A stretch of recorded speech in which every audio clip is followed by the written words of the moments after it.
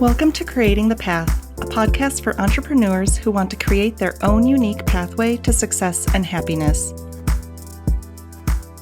I'm your host, Heather Grace Hanson, and each week I'll be sharing tips and strategies to help you create the path to a life you love.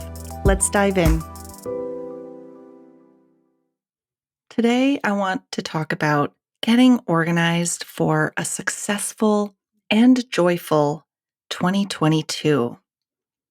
Last week, I talked about planning for the year, but after I plan, I always want to spend some time getting myself organized for the new year so that I can really just make sure my life is running as easily as possible because, you know, why make things more difficult than they need to be?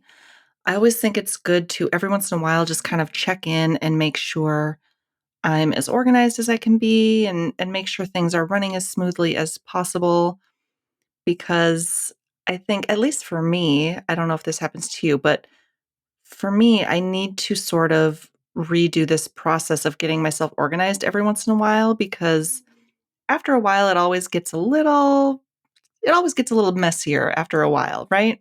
So then I need to kind of check back in with my systems and all the things that I have put in place and clean them up again or see where maybe something can be tweaked to be a little bit more efficient and things like that. So every year, that's what I always do after I've set my goals and planned for the year. In January, I always like to get myself organized. So let's talk about that today. So the first thing I like to do is I think January is a really great time to declutter. I love decluttering in January just to set myself up for a really good new year. So I will do this both like a physical decluttering and a digital decluttering. And I'm actually recording this in December, but I've actually already started my digital decluttering.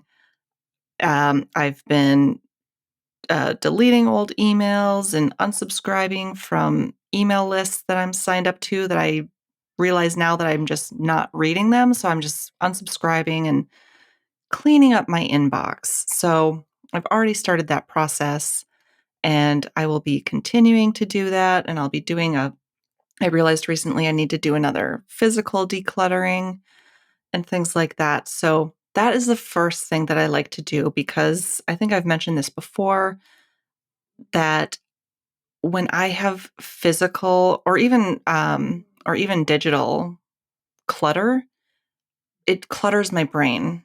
I feel like it makes it hard for me to focus when I have clutter around me, whether it's physical or digital. So that's the first thing I always like to do when I'm getting myself organized and trying to make sure my life is running as smoothly as possible. So I recommend doing that if you feel that you also need either a physical or digital decluttering, or maybe both like me. The second thing that I do is basically like an audit of your routines, systems, and processes. So basically, what that means is like just think of what in your life causes you difficulty and then figure out how to make that easier or smoother.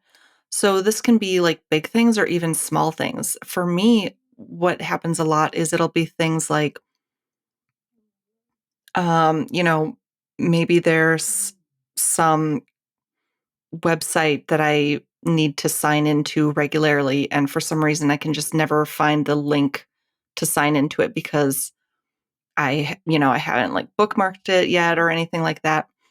So I try to think of what are the things currently that are kind of causing like a little trip or like a little snag in my day-to-day living or like as I'm working, so like yeah, like I said, like every once in a while I'll notice that there's a website that I'm signing into regularly, and every time I need to sign into it, like I can't find the link because I haven't bookmarked it yet or it's not in my I'll talk about Asana in a minute. That's my project management system. Maybe it's not in my Asana yet. So I'm always like going back into my email and trying to find the old email and to log in or whatever. It's just like, it causes like a little snag in my day where I'm just like a little frustration where I'm like, oh, I can't find this link.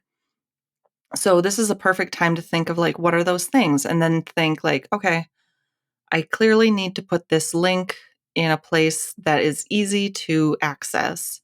So that could mean like bookmarking it, or for me, putting it in Asana, things like that. But so I'll get into that in a second, like I said, but think of those.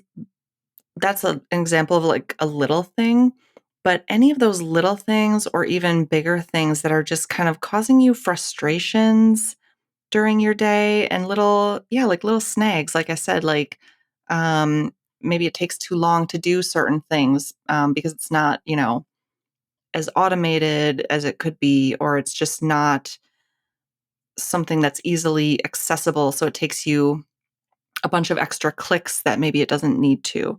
So that's what I mean when I'm talking about doing an audit of like your routines in your day, the systems that you have in place, any processes. Think of where they're not running as smoothly as possible, because then you can figure out a way to make it smoother and easier. So I mentioned Asana. Um, I personally, now, I will say in the past, I loved a beautiful planner, paper planner. I used to buy all the planners. I was constantly in search of like the perfect paper planner. And I loved having like a pretty planner to like write my daily tasks in and things like that, but I was never able to keep up with them. So, as much as I loved them, I finally had to give them up and go digital. And I think I've been using Asana as a project management system for at least a year now, probably a little over a year now. And when I switched to Asana, I oh my god, it changed my life. I'm a huge fan of Asana, but whatever you use, find something that works for you. But I do highly, even if I recommend trying a digital option, even if you are sort of like a diehard planner person, unless you have no issues with your paper planner, system. If you're using it and it's flawless and it's working for you, if you're not having a problem with it, keep doing what's working for you. But I was having major issues trying to use paper planners. So I tried to use it, and I tried different digital systems over the years. I tried certain like task managers. I was using something called Todoist for a while for tasks. Um, and it took me a while to find something that works for me. And like I said, when I switched to Asana, and I actually took a course in how to sort of set up my Asana and use it in a way that really works. So I think that helped. If I had tried to just go into it myself, I don't think I would have figured this out at least as quickly as I could have. So that was super helpful to take a course into learning how to use it optimally. But now I feel like I have a really good system that is working for me.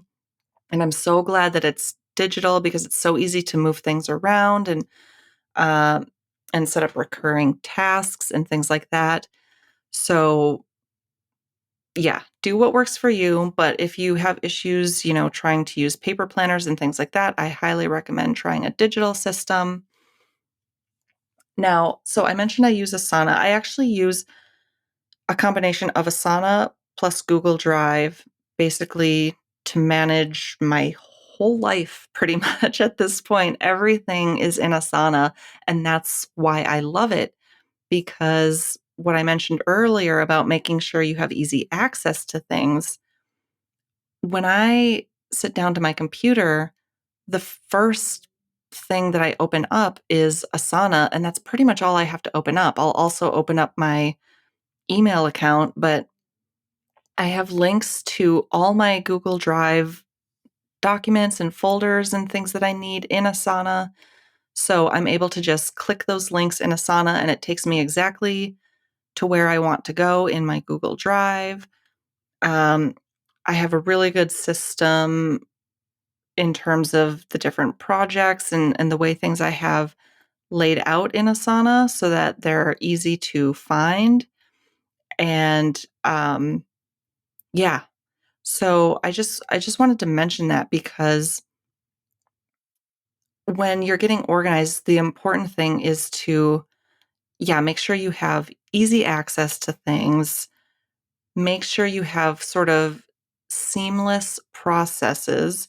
So, like, yeah, so easy access for me, having things only in Asana and Google Drive, and then especially being able to link to everything to Google Drive from Asana makes it super easy. So, the way I have that all set up, everything is super easy access.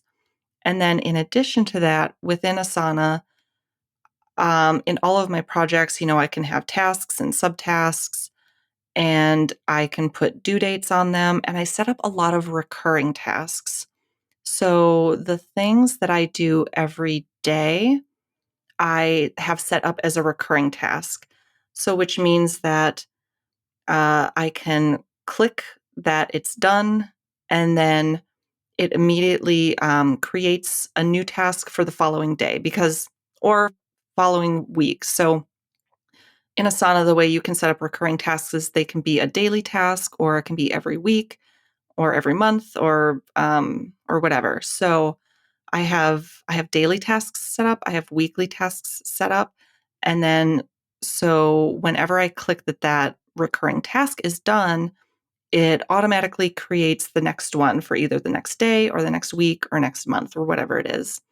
So that makes it super easy. I don't have to keep like duplicating it on my own, or if I was using a paper planner, I don't have to keep writing those things over and over every day or every month, all that kind of thing. So that's what I love about the digital system as much as I love me a good paper planner. Um, yeah, I'm so happy to have this digital system set up where everything is so seamless and easy to access. And I won't go into too much of the details of everything of how I've set up my system. I can definitely, if anyone's interested, send me a DM on Instagram. Let me know. I've I I have considered, maybe making a YouTube video of how I do my Asana because it might be something that would be easier to kind of go into it and show you how I have things set up. Could be a little hard to describe, just with audio here on the podcast. Um, but yeah, if you are a little bit more curious about how I have those things set up, let me know, and I can definitely talk more about that either here on the podcast or maybe do a YouTube video. But um, but yeah, so really the important thing that I just wanted to talk about today is, yeah, just talking about the things you can do to get yourself organized. And it'll look a little bit different for each of us because you want to do what works for you.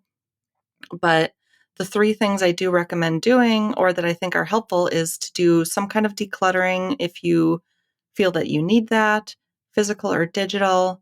Definitely do that audit of your routines, your systems, your processes. Think of those areas of your life or your day where you get a little tripped up and where things could run smoother or easier. And then the third part of that is just to, yeah, then figure out what systems you need to put in place to make those processes easier and smoother. And depending on what systems you use, that will look differently. But the point is just to kind of be on the lookout for those things um, and then to look for ways to make your life easier because who doesn't want things to be easier, right? So that's where I will leave that for today. And I'm just curious, I am a huge fan of Asana. If you use Asana or if you have another project management system that you love, let me know.